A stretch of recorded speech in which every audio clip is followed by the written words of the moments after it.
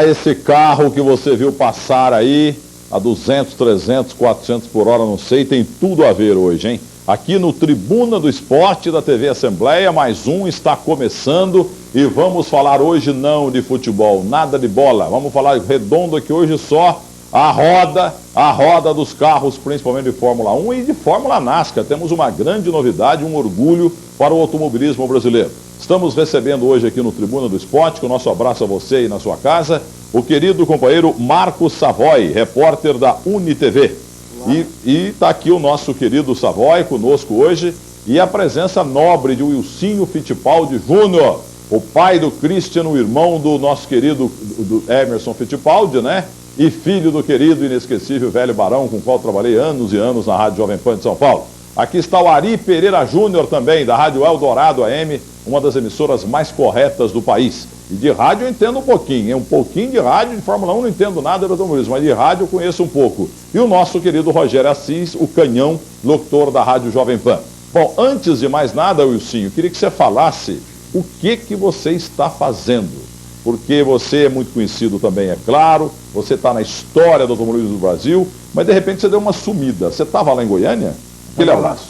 Estava lá, vivi lá 2 anos e meio, e aí eu voltei para São Paulo, recebi um convite da Mitsubishi para mim ser diretor esportivo deles, e é o que eu estou fazendo hoje em dia para competições de veículos off-road. Então nós estamos lá preparando esses veículos para essas provas off-road. Você hoje é um consultor, é um empresário, você é dono de concessionária, você administra a carreira do teu filho. Qual é a tua atividade? A minha atividade hoje, diretor esportivo da Mitsubishi, da fábrica, do departamento de competição da fábrica. E a pergunta que sempre te faço, quem que é mais velho, o Emerson ou você? Eu sou mais velho. E aí, fique à vontade, o nosso convidado, o Ari que sabe tudo, o Rogério Assis, o canhão também. E você, mano? Vamos lá, então.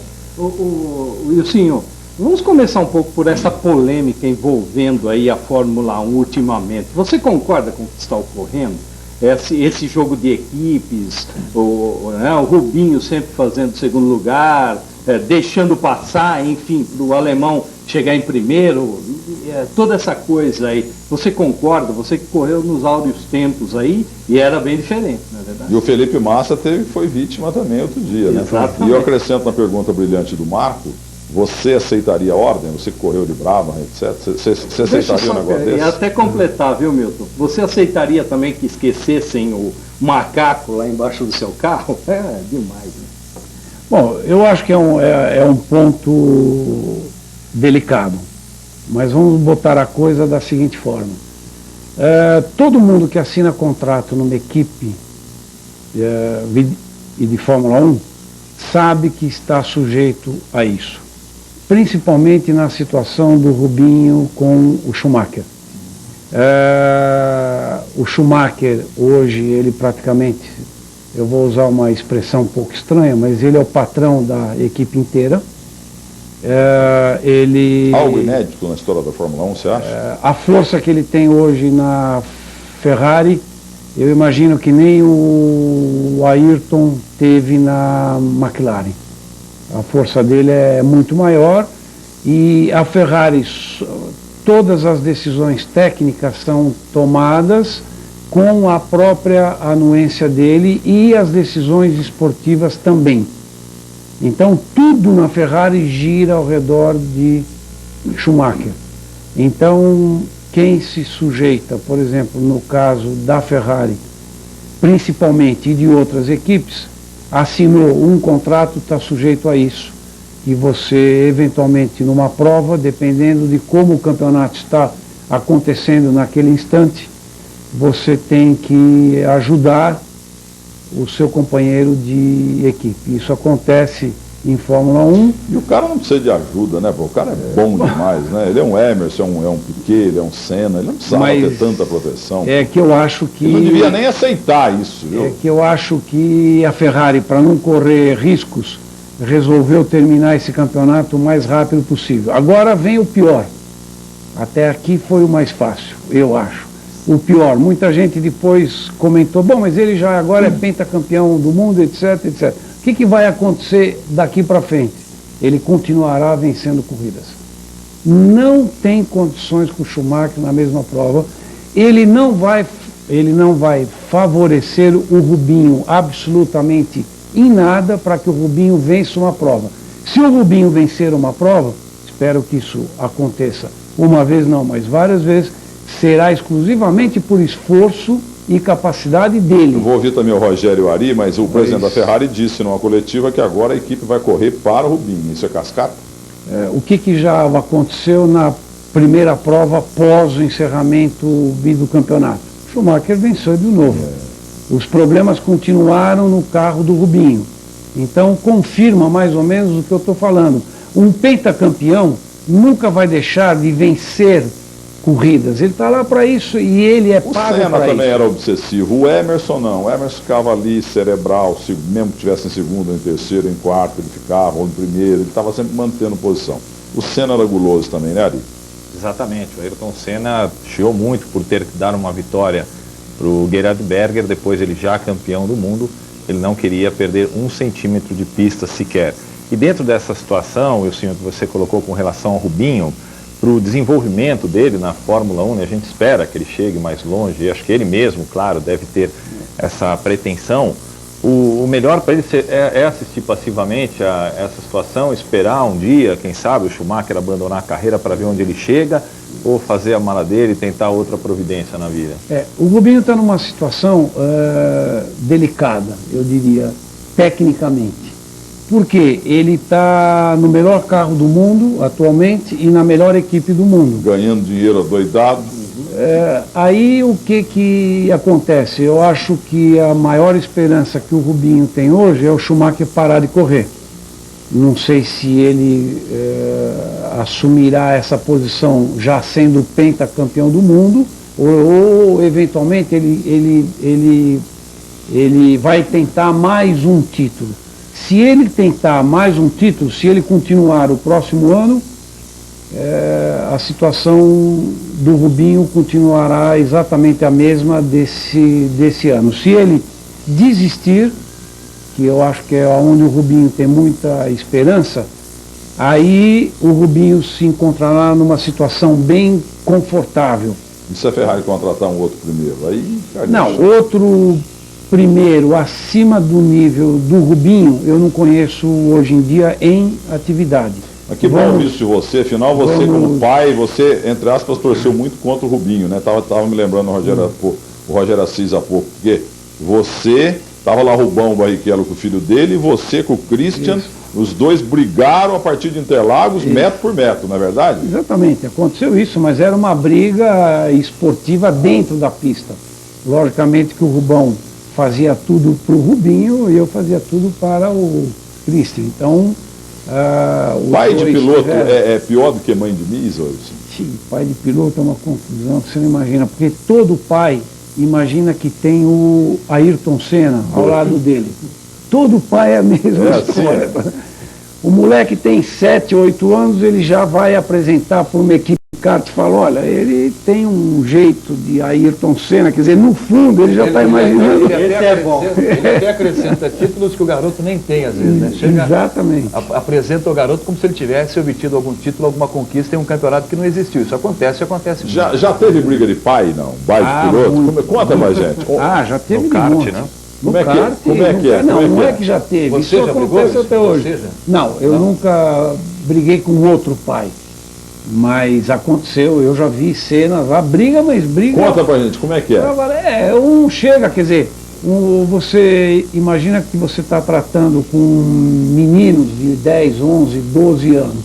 E teve um pequeno incidente durante a prova. Um diz que fechou, que não fechou, me jogou fora da pista, ou não jogou. Quer dizer, a molecada discute 1 minuto, aí os pais chegam. Quando os pais chegam, aí a coisa fica mais complicada. Você já viu tapa, chute? Não. É só uns gritos, né? Não. Eu já discuti, eu já gritei, já falei alto, mas tapa, chute, não. Você por preparou exemplo, o Christian desde, por exemplo, desculpa, eu te interrompi. Para você ter uma ideia, o nosso maior rival sempre foi o Rubinho. E eu já tive discussões com o Rubão, mas nós nunca perdemos o limite máximo. Mas por que a discussão? Foi uma batida também? Não, discuti, porque uma vez eu acho que teve, como eu acabei de mencionar, um pequeno incidente entre Rubinho e Christian. Eu não me lembro, ou o Christian encostou nele, ou ele encostou no Christian. Um dos dois saiu fora da pista. Eles tinham 10, 12 anos de idade. Aí os dois saíram e discutiram os dois. Nós fomos lá. Aí o Rubão falou, não, mas o Rubinho que tem razão, eu não, é o Christian que tem razão, etc, etc. Mas nós paramos aí, tanto é que terminamos o kart. No último ano do kart terminou o Campeonato Brasileiro e o Campeonato Paulista. Nós nos abraçamos, que nós já sabíamos que seria o último ano. Eu não me lembro se o Rubinho ainda continuou um ano a mais, eu acho que ele fez um ano a mais. Mas para mim, eu já sabia que o Christian já estava indo para a Fórmula Ford naquela época, e nós nos abraçamos, etc. E nós somos amigos até hoje, né? Então, E conhecendo tão bem, Wilson, o Rubinho do jeito que você conhece, você acha que é muita pretensão a torcida brasileira querer ver um dia ele campeão na Fórmula 1? Você acha que isso ainda pode acontecer? Eu acho que é bem possível. Eu acho que o Rubinho tem capacidade para ser campeão do mundo, e a grande vantagem que ele está jogando agora é o que eu já mencionei. Ele está na equipe certa e está com o carro certo. Agora, depende da decisão do Schumacher. Se o Schumacher continuar o próximo ano, eu duvido que o Schumacher pare. Não para não. Se ele parar, o Rubinho vai estar com tudo a favor dele. E das outras contratações possíveis no lugar do Schumacher, eu não vejo ninguém com capacidade melhor que o Rubinho. Poderíamos dizer iguais, um Montoya da vida, etc. Quer dizer, o Montoya está subindo muito e rapidamente, de prova a prova, ele evolui cada vez mais, mas eu acho que eles estão mais ou menos no mesmo nível hoje em dia. E aí, Rogério? Wilson, eu queria falar sobre o Christian, né, sobre a carreira do seu filho. O Christian teve contra si, durante esse tempo todo correndo, o fato de pertencer à família Fittipaldi. Há muita cobrança em cima do Christian, né, lembrando-se do pai, do tio, do avô, enfim. Ou ele soube lidar com isso? Você, por exemplo, como pai, como você lidava com isso? Não havia sempre aquela cobrança do Christian entrar na pista e ter a obrigação de competir bem, de ganhar uma prova, de ganhar um título? Ele foi segundo em Indianápolis, o grande momento dele. Foi. E eu sempre deixei uma situação clara. Às vezes eu comento isso, as pessoas acham até meio estranho. Eu sempre deixei uma posição clara para o Christian. Eu falei o que eu vou falar para vocês agora 3 vezes, quando ele começou a correr de kart, mas ele era muito criança, ele tinha 9 anos. Depois eu falei quando ele foi para a Fórmula Ford, e repeti a mesma frase quando ele foi para a Fórmula 1.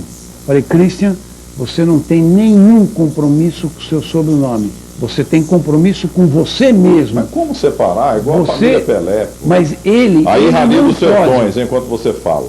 Ele não pode assumir compromissos em função do nome dele, e sim com a capacidade dele. Então eu falei, o momento que você estiver dentro de um carro desse, amarrado pelo cinto, que você não se sentir confortavelmente, abra o cinto e pule fora. E desista disso, vai fazer outra coisa na sua vida. Quer dizer, não tem nenhuma pressão minha, não tem nenhuma pressão do seu tio, e não tem nenhuma pressão do seu avô. Quer dizer, você está aqui porque você tem prazer e você sabe fazer o que você está fazendo profissionalmente. Chegou com muito mérito. Ele nunca carregou o sobrenome, né, Wilson? Então, para se apresentar a uma equipe e conseguir. Mas Fórmula 1, automobilismo, ao contrário do futebol, o nome não ajuda porcaria nenhuma. Porque tem que. Ali não tem de enganar, não. É o Beck que dá, engana dando o bico para todo lado. Agora, para correr, meu amigo. É ele que resolve na hora. Mas essa pressão. Não tem de enganar, não. Essa pressão, ou é bom ou não é. Claro. Wilson, essa pressão não vinha de fora para dentro? Tudo bem que você passava essa orientação, o Christian até ali ouvia com o conselho de pai, é claro. Isso não vinha de fora para dentro? Por exemplo, da imprensa, sempre a torcida esperar. Ele é um Fittipaldi, ele vai ter que correr daqui a pouco como um Fittipaldi. Isso não vinha? Vinha. Acontecia muito, mas ele sempre soube encontrar o ponto de equilíbrio para ele. Quer dizer, o meu limite é aqui, nesta prova, eu não posso ultrapassar o limite e não me interessa se eu sou ou não um Fittipaldi. Então, o Christian sempre soube, como eu usaria separar o termo, as coisas, né? separar as coisas, entendeu? Ele dentro do carro é o Christian, ele não tem nada a ver, quer dizer, ele punha isso já na cabeça, não tem nenhum compromisso com Fittipaldi. O Fittipaldi ajudou muito, lógico, grandes portas se abriam, mas a cobrança vinha rapidamente. Senhor, me dá um minuto, queria saber do Marcos Savoy, repórter da UniTV, botar fogo nessa conversa de vocês agora, falar de Schumacher e Senna. Daqui a pouco, queria que você falasse do Christian, que está vivendo um momento fantástico da carreira, né, porque vai correr na Fórmula NASCAR, que é uma honra para o automobilismo fora dos Estados Unidos, é muito difícil acontecer isso.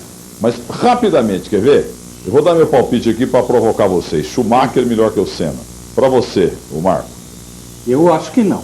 Eu acho que se ele estivesse, a coisa estaria bem equilibrada, mas não acho. Você Eu acho ele muito intempestivo, né? Um cara assim, se você deixar, ele atropela mesmo. E tá nessa coisa, tá tudo bem com o Rubinho, porque o Rubinho, ele sabe que ele atropela dentro da equipe, o próprio Wilson falou do poder dele, mas ó, assim, capacidade ele tem, mas não... eu estou só provocando, porque eu não entendo nada do automobilismo, né? Mas os números do Schumacher são superiores aos do Senna, mas o Senna corria contra Corinthians, São Paulo, Palmeiras, Barcelona, agora o Schumacher está correndo contra um monte de morto. E era outra tecnologia. E os carros, né? Era outra tecnologia. Eu acho que isso serve como parâmetro, muito isso que você colocou, da gente usar os pilotos que eles tinham ao redor deles, né? Nas devidas épocas, que os dois conviveram muito pouco, dividindo as pistas. Então eu acredito, na minha opinião, eu acho que o Ayrton Senna era mais piloto pelos adversários que ele derrotava naquela época, os duelos memoráveis, Prost, Nigel Mansell, o próprio Nelson Piquet, e o Schumacher também meio sozinho, né, vai conduzindo as vitórias dele com muita tranquilidade. Pegou a melhor fase da vida da Ferrari depois daqueles anos 40, 50. Pegou. O Ayrton Senna fez com a McLaren o que o Schumacher está fazendo com a Ferrari, mas eu acho que o Ayrton Senna ainda era mais detalhista, mais obstinado, mais braço do que é o alemão. Para você, Rogério, antes da opinião abalizada de quem correu de Fórmula 1 também, que é o Wilson. Ô Milton, eu acho que o Senna era mais completo do que o Schumacher. Acredito que o Senna, se estivesse vivo e correndo com o Schumacher, não seria páreo, né? O Schumacher não seria páreo para o Ayrton Senna. Eu acredito. Páreo seria, viu? Seria páreo? Ali ia ser... Não, veja bem, é o si, né? O Senna não está aqui para correr hoje contra o Schumacher. É outra tecnologia, é outra época, e você disse tudo. O Senna corria contra Corinthians, Grêmio, Vasco, Flamengo. O Schumacher corre contra quem? Cabo Friense, Uberlândia, Paysandu. É complicado. Mas vamos ver o Wilson, vai. Aliás, Wilson, eu vendo você pouco, não é todo mundo que te conhece, dizem porque o Rubinho é pequenininho, eu vejo o Prost pequenininho. O Emerson pequenininho. Pô, você é grandão, o Christian é muito grandão, pô. Não sei como é que teu filho cabe e você cabia no cockpit ali, pô. Porque a Fórmula 1 é pra não. Não é bem assim. Você ajeita o carro para sua estatura, né? Por exemplo, o Schumacher é bem alto. O Schumacher também é alto. O Berger era muito alto. Então o Ronnie Peterson era muito alto. Então o Reutemann também era alto. George Scheckter. O Jody também. Se o piloto é bom, eles dão um jeito, eles fazem o carro. O piloto é bom, eles fazem o carro do tamanho que o piloto quiser. Mas e aí? Você vai escolher um, depois você vai explicar. Senna ou Schumacher? Schumacher ou Senna? Olha, a responsabilidade agora é grande. Eu acho o seguinte, eu poria a coisa da seguinte forma. Se nós tivéssemos o Ayrton hoje em dia, os dois têm uma característica muito, muito próxima um do outro. Os dois são demais agressivos e os dois lutam até no último centímetro de pista. Se precisar vir arrastando o carro, eles vêm arrastando o carro, mas eles vão. e uma sede de vitória. Os dois são exatamente as mesmas características. Uma sede de vitória difícil de você ver em pilotos. Gostei do tempo do verbo que você colocou, Ayrton Senna, porque ele é tão imortal, mas tão imortal que você colocou no mesmo tempo do verbo, Schumacher e Senna. E eu acho... E você continua respeitando o Senna como todo mundo. E eu acho que se, acompanhando o automobilismo, vamos chamar assim, dos últimos, a Fórmula 1 moderna, dos últimos 15, 20 anos para cá, dos últimos 15 anos, eu acho que existiu só um piloto com a característica do Schumacher, foi Ayrton Senna. Se ele estivesse aqui ainda hoje, nós teríamos o campeonato do século. Porque, vamos imaginar, o Ayrton Senna numa Williams de hoje seria uma encrenca para o Schumacher, mas uma encrenca terrível. Bom, você está colocando os dois então à frente do Emerson. Colocando na parte de agressividade de pista, na parte de competição, eu estou colocando. O Emerson, por sinal, todos sabem aqui, o Emerson nunca foi um piloto extremamente rápido. O Emerson sempre foi um piloto extremamente inteligente. Racional, muito técnico. Racional. E o Emerson Frio. tinha uma sensibilidade de sentir o carro nas costas dele anormal. Por exemplo, ele vinha guiando o carro, chegamos na volta 15, 20. Ele conseguia sentir que tem algum dos pneus que está deteriorando, então ele já começava a tirar o pé um pouquinho antes para não terminar aquele pneu antes do fim da prova. Os outros continuavam andando muito rápido, depois de 10, 15 voltas, morriam na praia. Aí o Emerson aparecia novamente, quase que do nada. Tem piloto que corre com o vencia pé mais e um grande prêmio. Então o Emerson sempre foi um piloto extremamente inteligente, logicamente, independentemente da capacidade dele de andar também rápido, mas ele não era um velocista, ele era muito inteligente. Competia contra cada gênio, Nick Lauda, o Jack Stewart. Agora vamos ver essa imagem, o Wilsinho, colegas, o Ari, o Marco, nosso querido Rogério Assis, vamos ver aqui o Rally dos Sertões. Então, Wilson, mas o Wilson não respondeu a sua pergunta, né? Não, mas ele deu um empate técnico, entendeu? Esse tipo de competição, Ari, o que pode ajudar para a segurança do povo em casa também? Você que é um expert na matéria. Bom, a Rádio Eldorado acompanha há 10 anos, né, o Rally Internacional dos Sertões, que é a maior prova off-road do país, e o que a gente percebe é que esse tipo de competição ela já está ganhando cada vez um pouquinho mais de adeptos aqui no Brasil. Os recordes estão aparecendo em termos de inscritos, essa parte de segurança, o Wilsinho pode falar muito bem.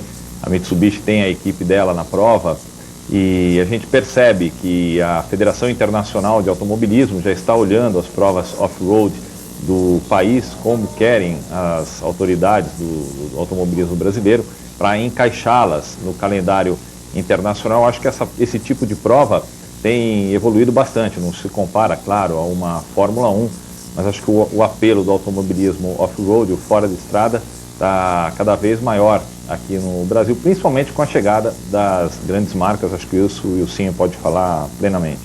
E antes o Marco Savoy, você gosta desse tipo de competição? Olha, eu gosto, mas não entendo nada, rapaz. Você vê os caras lá passando um monte de poeira, né? Apesar de eu ser lá de Jaú, mas não entendo nada disso aí. Mas é legal, eu acho que, sei lá, uma disputa, né? Bacana. Isso visa o quê? Mostrar o sponsor, quer dizer, o patrocinador, a segurança também, esses carros de pista difícil Milton, e tal. Esse Rally dos Sertões é o nosso Paris-Dakar, né? É isso, sim? Onde você testa a resistência de todos os carros, onde a fábrica hoje usa o rally como um laboratório para você estar sempre construindo carros mais resistentes São Paulo precisa muito disso. E melhores. E você está mexendo com picapes, né? Quer dizer, são veículos diferentes do que um automóvel em uma pista, em um autódromo. Agora, é um laboratório fabuloso, né? São todos os Mas os pilotos não são cobaias, a gente vê no Paris-Dakar também, morre muita gente, isso é muito perigoso, hein? Não, é perigoso, mas eu acho que é perigoso, é ao mesmo nível que qualquer outra prova de automobilismo. E você acha que perigoso. O camarada que participa disso aí vai procurando o quê? Sossego? Emoção, Paz? muita emoção. Né? Você já participou também? Já participei. Conte um o ano episódio assim, passado, perigoso, um acidente perigoso. o ano passado eu estava guiando um carro da Mitsubishi e o rally é tão grande, acontece tanta coisa que você nem imagina. Por exemplo, uma passagem interessante do ano passado. Eu estava numa etapa de mais ou menos uns 350 quilômetros e o navegador meu, nós obviamente temos rádio para falar um com o outro, capacete, rádio, tudo. E no meio da prova nós entramos em um certo trecho que eu comecei a ver como o Brasil é grande. Eu comentei com ele, nesse trecho nós não conseguimos ver uma cerca de nenhum lado da estrada. Se não tem cerca, é uma terra, eu não diria que é uma terra... Uma terra de ninguém. Quase isso, entendeu? Porque não tem nada, você não tem estado? cerca, você... Tudo. Nós fomos para Tocantins, nós fomos para o Piauí, nós fomos para Ceará e Maranhão. Então você anda quilômetros e quilômetros e quilômetros e quilômetros, você não vê absolutamente nada. Você não vê uma casa, você não vê uma cerca, você não vê 1 metro de terra cultivada, absolutamente não, mas é terra que não acaba mais. Não, mas tem muita terra cultivada, você vê muita soja também, muito boi, né? Não, isso aqui Aqui embaixo. também em Tocantins, agora lá para cima realmente é complicado. Da metade de Tocantins em diante você já não começa a ver praticamente nada, né? Aí o carro pifa, e aí? Bom, aí o carro pifa é uma encrenca.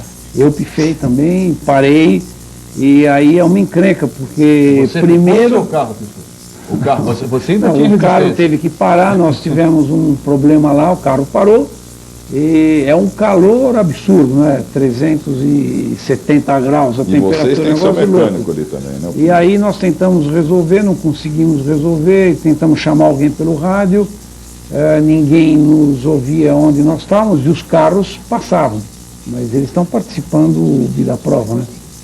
Aí no fim nós paramos por volta de 2h30 da tarde, 2h40, e aí veio um carro da organização à noite nos puxar, mas isso já era mais ou menos umas 9h30, 10 da noite. Nós ficamos lá parados, esperando. O piloto em si, há toda uma preparação também para a condição física, né? Você tem que chegar bem adaptado já. Aliás, quantos É anos você tem, muito- Wilson? 58. 58. É muito difícil. Os sertões, a preparação física é muito dura, porque você imagina, você guia aquele carro mais ou menos uma média de umas 7, 8 horas por dia, dessas 7, 8 horas, no mínimo umas 4 no limite máximo do carro e seu. Quer dizer, o que você vem dando de pancada, o que aquele carro vem voando, saindo fora do chão, é uma coisa inacreditável. Às vezes eu perguntava como que isso aqui aguenta, porque é um negócio só quem vive Só aquilo acelerando. entende como que um veículo daquele aguenta aqueles esforços, porque são E o coisas Wilson, fora desculpa, do assim, o Wilson, Ari, continua correndo. Não existe ex-piloto, é verdade que piloto é mais ou menos 1000 vezes mais viciado naquilo do que um jogador de futebol e tal. Porque o cara, boleiro, tem hora que ele já não aguenta, mas o piloto vai, entre aspas, correr até os 90, né? Porque ele está com entusiasmo de juvenil aí. Pô. E relatando as histórias, né, do Rally Internacional dos Sertões, uma das provas mais difíceis que tem, com toda a energia, todo o entusiasmo. Eu acho que isso acontece mesmo, viu, Milton? Os próprios pilotos, né, que a gente pergunta, poxa, por que você vai todo ano, sofre, passa 10 horas por dia com 2 copos de água quente e 2 barrinhas energéticas no organismo, chega à noite, vai dormir num acampamento, numa barraca infestada de insetos, passa 10 dias com essa rotina e fala, é o vírus da poeira que entra na veia da gente, a gente nunca mais consegue deixar de parar de fazer isso daí. Sangue, né? É, o mesmo que a resposta que o pessoal que vai para o Rally Paris-Dakar diz, né, que a areia do deserto entra na veia e terminou a prova agora, ele completamente arrebentado, já está se preparando. No Paris-Dakar tem país que sempre é hostil aos corredores e tem problema até de beduínos, não sei o quê. Guerrilheiros. Vários pilotos. Assaltos, pilotos roubados de noite, como é que é isso? Não, os tuaregues, né, que habitam o Os deserto. tuaregues que andam lá no deserto, se um carro para e se eles resolverem pegar o carro, não discuta, não faça nada. Entrega o carro, pronto, acabou. Como é que é? Não discuta e não tente fazer absolutamente nada Bancar contra. o Eles herói. vão lá, eles vão pegar o seu carro e vão levar o carro embora. E acabou. Aí você espera a organização te pegar. E esses casos já aconteceram? E já aconteceram vários, né? Por exemplo, o Dakar desse ano, você tinha vários acampamentos durante a noite, que é no ponto que todos os carros chegam para ter o apoio técnico durante a noite. E esses acampamentos, a proteção que eles tinham era o exército local do país, Louco. com metralhadora, com etc, etc, etc. Porque esse pessoal chega e leva mesmo. E, inclusive, o ano passado, tiveram que parar 2 etapas, porque houve ameaço de investir contra os carros agressivamente, com metralhador e tudo. Aí os Tiveram que de avião, organizadores, pularam eles onde tinha tiveram, guerrilha. exatamente, só para você ter uma ideia, de um dia para o outro, eles tiveram que alugar 10 Tupoleves. Tupolev é aquele jato russo que cabe Que adora cair também, né? Isso aí, adora cair, exatamente. Todo dia cai um Tupolev. Mas, Vilma, qual país que é quando cai um hostil? Porque Tupolev- é que aquela trajetória ela é fixa, então não dá para mudar. Porque tem Aqui país que todo ano tem... Eles fazem um ano, eles pegam alguns países, depois muda o trajeto para o próximo ano, e como é um acontecimento mundialmente acompanhado naqueles dias, esses problemas políticos ou esses grupos aproveitam para fazer alguma coisa que é o ponto certo para eles Guerrilhas aparecerem, entendeu? Em toda a imprensa do mundo inteiro. Mas, Ari, é verdade que o Papa uma vez pediu para acabar com o Paris-Dakar? E não tem jeito, porque os pilotos são apaixonados, as fábricas querem também. É um momento de patrocínio internacional muito forte do marketing esportivo, né? Milton, se não me engano, aconteceu na década de 80, no final da década de 80, quando o Rally Paris-Dakar tinha uma conotação muito maior com violência, com acidentes. Ele era inclusive denominado o Rally da Morte.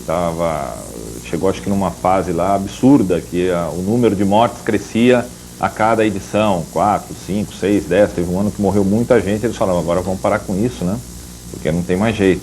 Aí a segurança foi revista, eles prometeram modificar todas as formas de estrutura das equipes, dar mais apoio aos corredores para que o rally não saísse do calendário. A pedido das próprias marcas, dos próprios pilotos, ele continuou sendo disputado, né? Uma outra morte ainda acontecem, mas agora você ouve que morreu um, morreram 2, e não é mais de meia dúzia, 8, como acontecia até a década de 80. Eles investiram bastante em segurança, exigiram muito mais dos carros, modificaram trilhas, regulamento de prova para que amenizasse o problema e o rally não fosse extinto. Em cima disso, Wilson, eu vou te fazer uma pergunta agora. Eu vou ligar boi com automóvel. Você pode pensar que eu fiquei louco? Não. Mas eu estava num sítio lá em Minas e um boi morreu ali. Ele quebrou a perna, então o funcionário lá, Gilberto, teve que degolar o boi e matou o boi lá. E ficou cheio de sangue ali naquele caminho. E à tarde, quando os bois foram subir para dormir, que o boi dorme na parte alta e tal, quando passava no ponto onde havia sangue, os bois, como que se treinados, eles desviavam do sangue, não tocavam na parte do sangue, desviavam um pouquinho assim no pasto e depois seguiam. Então, em vez de ter aquela fila boi Nelore, eles faziam assim, ó. mas não passavam onde morreu o boi. No caso de piloto de Fórmula 1, a pergunta minha não tem nada a ver agora, hein? Isso em relação ao sentimento do participante da corrida. Você já viu numa prova, num treino na tua vida, principalmente na Fórmula 1 ou na corrida, em que um piloto morreu? E o que sente o piloto, companheiro daquele que morreu, na sequência do treino, na sequência da corrida, à noite, no outro dia? Como é ver um piloto morto? Como é que é isso? Conta para o amigo da TV Assembleia. É uma situação desagradabilíssima, mas infelizmente nós vamos criando um anticorpos, infelizmente, dentro de nós, justamente para acidentes. E nós passamos a ser pessoas muito, muito, muito frias, mas demais frias neste ponto. Infelizmente isso, a vida vai te passando, e às vezes eu me considerei que eu era um soldado e na guerra, um companheiro meu morreu, a guerra não acabou, eu tenho que me defender e eu vou continuar a lutar. E isso, o próprio automobilismo vai passando para você durante os anos. Então, nos primeiros anos meus eu via um acidente, eu ficava emocionado, eu não controlava, e aquilo foi passando, até que eu cheguei ao ponto, não a loucura de você achar que um acidente é normal, mas de você já não se preocupar muito com aquilo, entendeu? Então eu tinha minha cabeça na pista, vi o carro batido, vi o carro, às vezes, em alguns casos, incendiando, e a minha cabeça estava concentrado e na minha prova. Eu sou um profissional, eu sou pago para isso, e amanhã eu sou obrigado a estar aqui de manhã de novo para me amarrar dentro desse carro e fazer o melhor possível meu para aquele carro. Quantos e quais pilotos você viu morrer?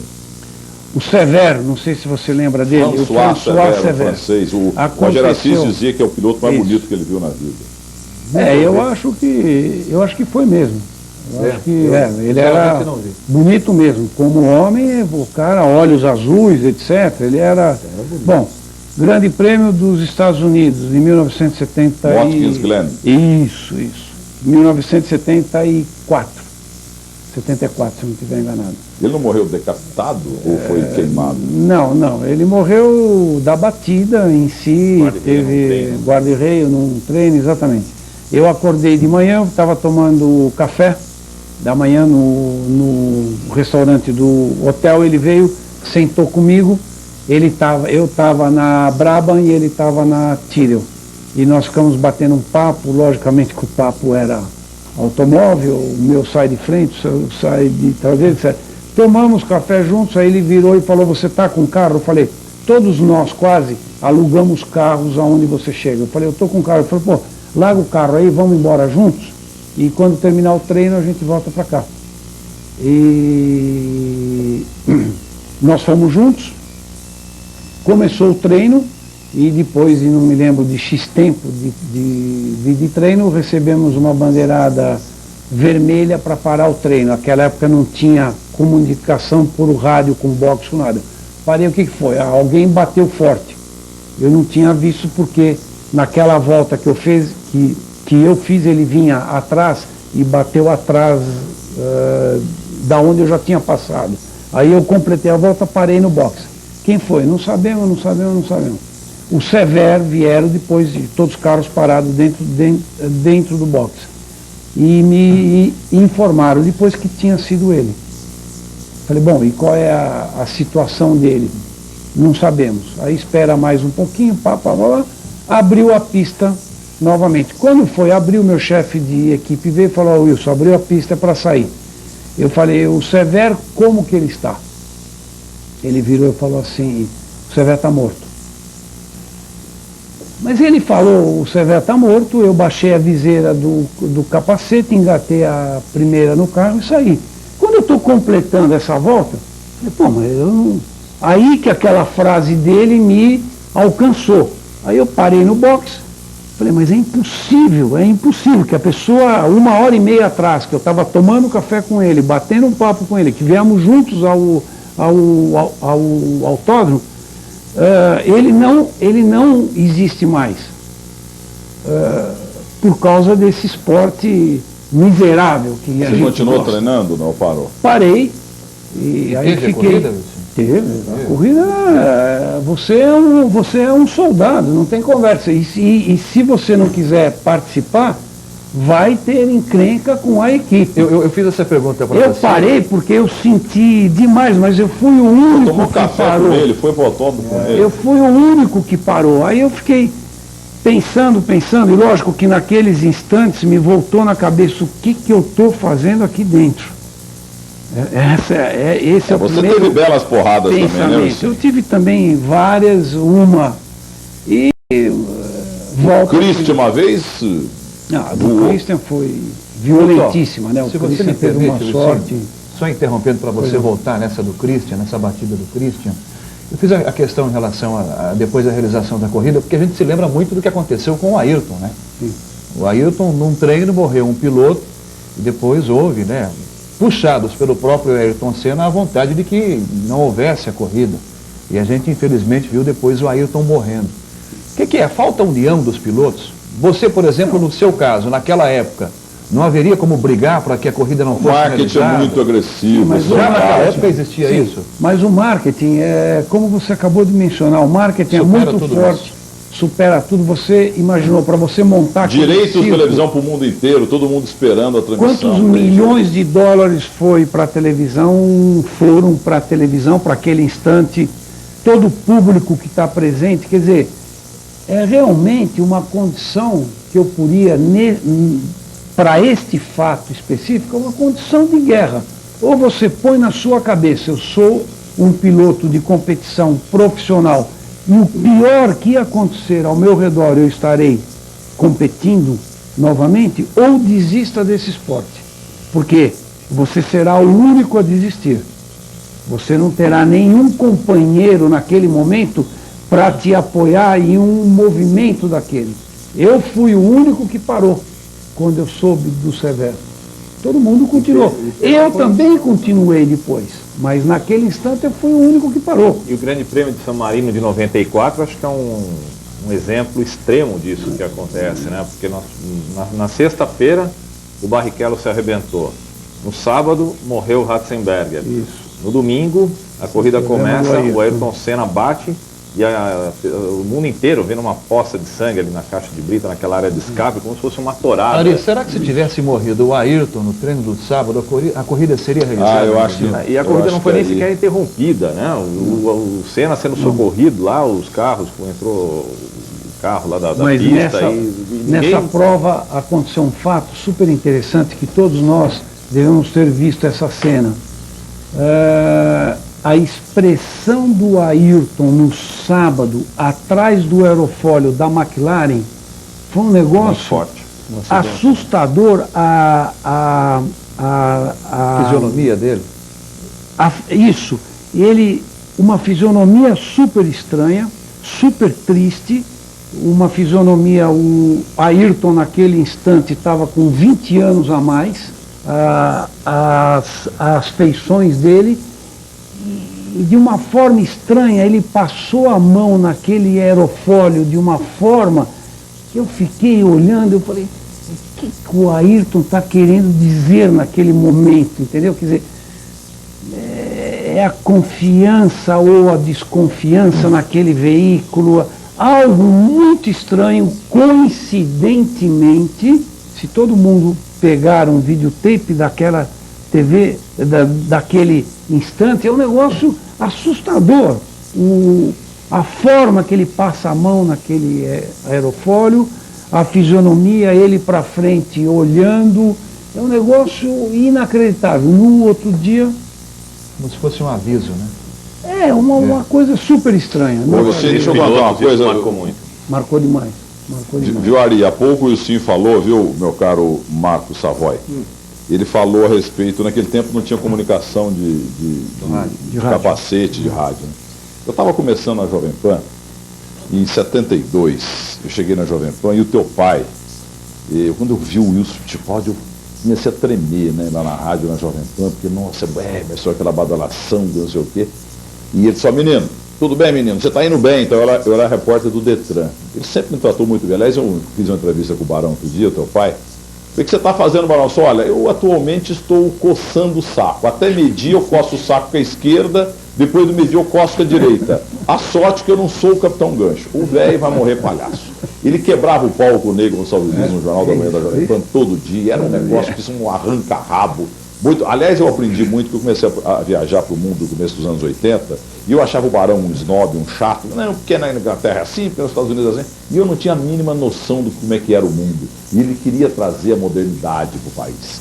Mas em 72 ou 73, eu era plantão esportivo, e o Narciso Vernizzi deixava o telefone do hospital, do autódromo, etc., tudo direitinho. Tudo bem. Grande Prêmio da África do Sul. Kyalami, ou Kyalami. Narração de Wilson Fittipaldi e comentários de Domingos Piedade na Jovem Pan. E eu estou ali e tal, do lado do Telex, mas que internet, ninguém imaginava que pudesse ver. Aquele Telex barulhento, chegou não sei o quê, morreu o piloto tal. Eu esqueci o nome do piloto aqui, não sei se era Tom, não sei o quê. Era Tom Price. Tom Price. De Shadow. Eu pego e entro no ar e falo assim, alô Barão, Tom Price morreu. Porque chegou a informação no Telex. Eu sou menino, você tá louco? Porque é que naquele tempo a transmissão era, entre aspas, empírica, porque ele estava do lado do autódromo, ele não estava vendo do outro lado, de onde morreu o Tom Price. Aí ele cutucou o Piedade, seu Tom Price is dead. Entendeu? E a gente tinha ligado antes no hospital, o Dr. McDonald. Ele falou, yes, Tom Price is dead, Tom Price is dead. A gente botou essa gravação no ar. O Barão não acreditava naquilo, quer dizer, ele estava no autódromo, e você deve lembrar, você nunca imagina como é que tenha sido o autódromo. Quer dizer, o Barão transmitindo num lado do autódromo e o Tom Price morreu do outro lado. Eu dei em São Paulo primeiro do que o Barão e o Piedade lá no autódromo. Você lembra da morte do Tom Price? Ele tinha a visão a olho nu, né, do circuito. Não foi assim? Foi lá assim. do outro lado em relação ao porque naquele tempo não tinha, hoje o Galvão Bueno, eles têm tudo ali, o autódromo inteiro. Telemetria toda. Antigamente não tinha nada, né? Não era só você que não tinha comunicação no capacete. E foi uma forma, uma morte super estranha, super trágica. Ele vinha vindo na reta de chegada, tinha mais uns 500 metros para acabar aquela reta. Um carro parou no acostamento com princípio de incêndio. Um fiscal de pista atravessou a pista, ele atropelou, o fiscal estava com aquele extintor grande na mão, o fiscal ele lançou longe e o extintor veio no rosto dele. Então o rosto dele virou uma massa, porque pegou o rosto contra o Santo Antônio, esmagou o rosto, o capacete, tudo. 250 por hora. Mais ou menos 250 por hora. Ele continuou de pé embaixo, o carro continuou exatamente em linha reta até no fim da reta. Chegou no fim, ele começou a bater em tudo. A 270, 280, ele já estava morto e continuou de pé embaixo no carro. Mas um negócio assustador, porque aquele extintor pegou no rosto dele, o rosto virou uma massa. Imagina você pegar um extintor no seu rosto a 250 por hora. Uma coincidência geográfica tão absurda quanto a do próprio Senna, né? Isso. Porque o Senna tinha que romper aquela barra de direção e entrar exatamente ali. Como o Osmar Santos teve um acidente a bordo do Mercedes, ele entrou na traseira de um caminhão e pegou aquele caminhão boiadeiro, atrás do caminhão, ele pegou bem ali aqui nele. Quer dizer, nesse acidente do Osmar, ele estava lá no interior. E o cara foi imprudente do caminhão, mas se você vê o carro do Osmar, você fala, não acredito. Foi só naquela partezinha. Mas é uma coisa impressionante. Para atingir a eu tempo. Cheguei, eu estava numa cidade próxima, ele estava vindo de Marília, né? Para outra cidade que eles tinham. Lins, ele ia a Lins. Eles tinham uma agência de carros lá, ele e os irmãos todos. 20... Então, você olhava também, uma coisa impressionante. 23 de dezembro de 94. Agora, Ilcinho, você acha que tem condições ainda do Brasil ter uma equipe? Você acha que nós temos como? Tem alguém? Ih, já vai falar do Copersuc que o Ilcinho vai começar a falar. Não, mas eu não sou cético como certas pessoas são, não. Eu acho que foi uma marca. Foi uma marca. Eu acho que foi uma demonstração de coragem, de força. Você acha da que família tem alguém Fittipaldi assim, com esse teor aí para fazer uma equipe, tentar, apesar do esporte estar muito caro. Essa crise, rapaz, que esse dólar como é que tá, mas nem carroça mais. Eu acho que nos dias de hoje impraticável. que Primeiro, tem se fechando, né? exatamente, primeiro pelo custo da F1 de hoje em dia, que alcançou números absurdos. E depois você, falando em dólar aqui no Brasil, a coisa fica hoje economicamente totalmente inviável. O Essa é a Prost, mínima com solução. todo o respaldo dele, o Alan Isso, Prost não conseguiu isso, manter uma equipe. isso. 4 títulos. Ô, e o mundiais, senhor, a ele não gente do conseguiu. futebol, a gente costuma falar que o goleiro é frangueiro, que o Beck é ruim, que o atacante é perna de pau. E a gente que não entende de futebol, porque quem entende de Fórmula 1, o Ari, mais uns 30 aí, o Reginaldo Leme, o próprio Nelson Piquet mete pau no Galvão Bueno, dizendo que ele fala muita bobagem. E eu acho o Galvão Bueno brilhante, eu não entendo de Fórmula 1, mas acho ele brilhante em tudo que ele Eu faz. também não tenho essa pretensão. Mas, não. né? Também Não, não mas tenho você essa conhece, pretensão. o Flávio Gomes é meu ídolo, para mim, o maior jornalista desse país. Aliás, eu Flavinho, o convidei sim. para esse programa, mas ele estava na Inglaterra. Flávio Malério Gomes. Vocês, pilotos, é verdade que vocês ficam muito chateados porque a crônica esportiva brasileira não entende nada, na maioria, de automobilismo, e a gente fica falando que o Rubinho é pé duro, que o Nakajima não sei o quê, porque é verdade que não existe piloto de Fórmula 1 ruim.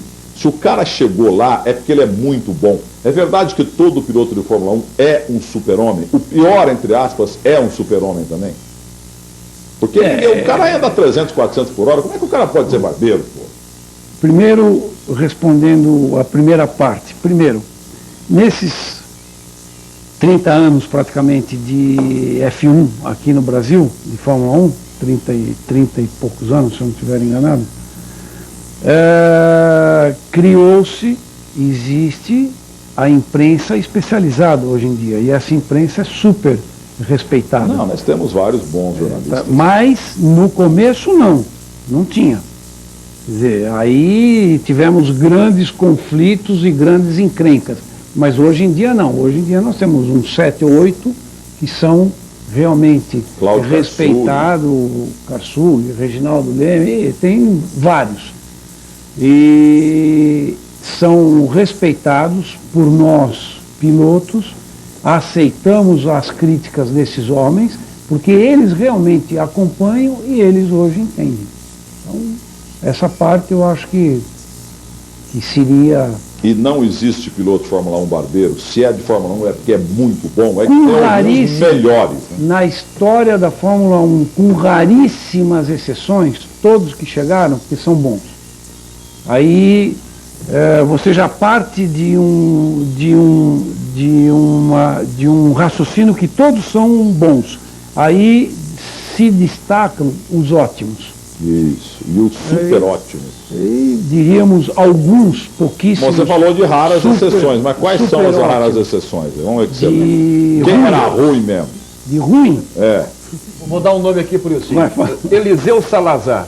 Era bom? Apanhou do Nelson Um Piquet. bom barbeiro ele, né? Não, eu acho que Não, não era bom. Era bom? O Nakajima. O Nakajima é patrulha porque é japonês. né? Tem o depois estilo teve de outro. japonês. mas ele não- depois- O negócio dele é aquelas pedrinhas Mas lá. vamos ver o que o Wilson responde. Quem era ruim mesmo ou é ruim? Antigamente tinha um japonês que chamava Tetsu Ikuzawa. Então nós fazíamos um sorteio entre nós. Quem largaria do lado dele já sabia que ia fazer 100 ou 150 metros de prova. Na curva ele ia atropelar. Ou ele iria espalhar para um lado ou para o outro e você vinha junto Como é com que ele. chamava a fera? Tetsu Ikuzawa. Esse era ruim mesmo. Esse Nossa, não lembro, não. Nossa Senhora. E esse já fazia Então, logo nós no começo, né? Então, exatamente. É, Então já nós tentávamos fazer, por exemplo, eu fiz o 7º tempo e o Ikuzawa era o 8º. Ele estava aqui do lado, eu ia ver quem era o 9º, 10º e eu oferecia o meu 8º e eu saía uma, duas. E vale trocar? É aceito? Não. Na hora da largada, Mas eu não tem trocaria, distância. porque você tem que estar o mais longe possível daquele piloto, porque era certeza que ia sobrar para você. E ele no trato, Não assim, no tem- dia a dia? Era gente boa ou achava que era bom? Fantástico. Um cara humilde até, batia um longo papo com a gente, mas nós falávamos para ele. Faltava ele ser "Você- mascarado, hein, viu?" Falta alguma coisa. Mas pra estava você, lá porque tinha uma empresa atrás ou era o pai Não, dele? porque tinha uma empresa e ele pagava, então ele estava sempre lá. E não querendo Sempre lá. relacionar a pergunta do Milton, assim, mas era do tempo da Lela Lombardi? Também. Ah, eu Também lembro a Lela. dela. Eu corri mulher com na ela, Fórmula 1 até exatamente. hoje, né? É. A Lela também era outra, né? A Lela Vamos insinuar aqui que mulher é barbeira no Não, mundo. sim, é verdade que você foi namorado da Leila Lombardi? Não. É? Aí já é fofoca do diretor aqui. Aí ó. é fofoca e, além do mais, ela era bem ruinzinha para uma mulher, mas muito ruim. Ô, senhor, em cima disso, como resistir nesse mundo maravilhoso do esporte de vocês, do esporte a motor? Milhões e milhões de idosos, homens jovens, bonitos, as mulheres mais lindas do mundo, que a gente fala no futebol das chamadas Marias Chuteiras, né?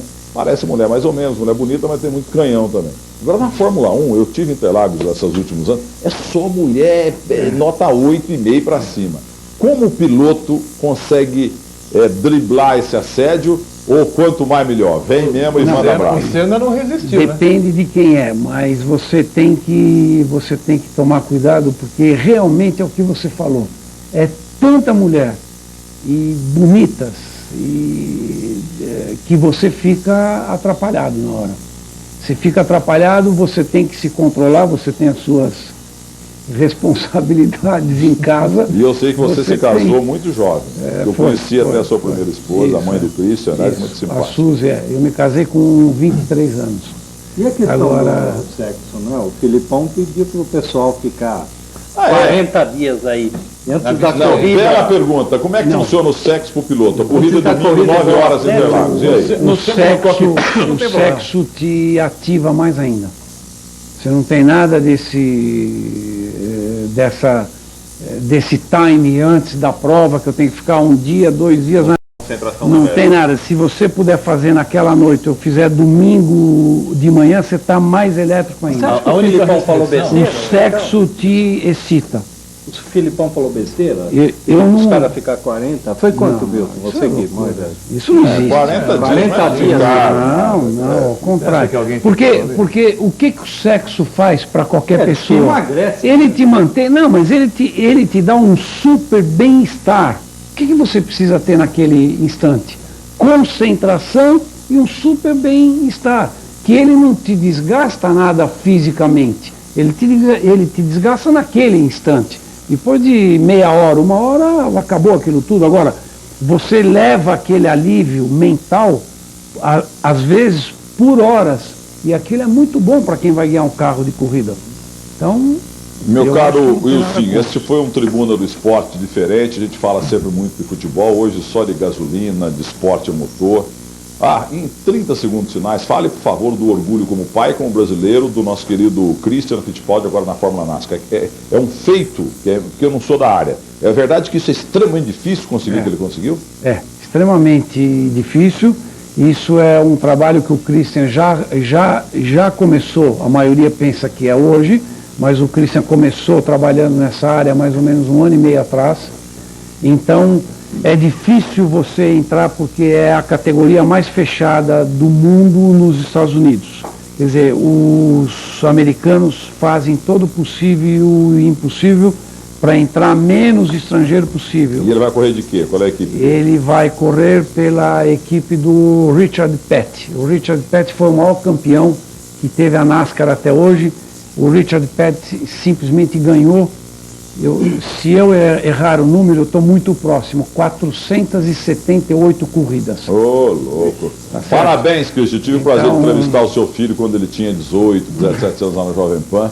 E o Barão estava lá junto. Marcos Savoy, repórter da UniTV, conosco aqui hoje. Muito obrigado. A presença do Ari. Ei, Ari, você sabe tudo, hein, rapaz? Você que tá um pouquinho gordinho como eu, a gente não pode correr, senão a gente seria campeão de Fórmula 1 também. É fácil correr, né? Rogério Assis do Canhão falou que o teu filho, Christian, é mais bonito que o François Sever.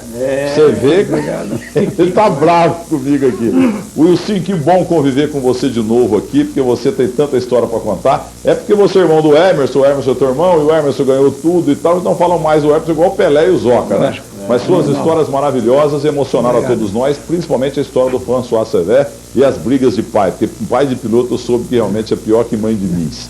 Grande abraço para você, muito obrigado. E voltaremos logo logo com mais um Tribuna do Esporte aqui na TV Assembleia. Um abraço para vocês e até a próxima. Tchau.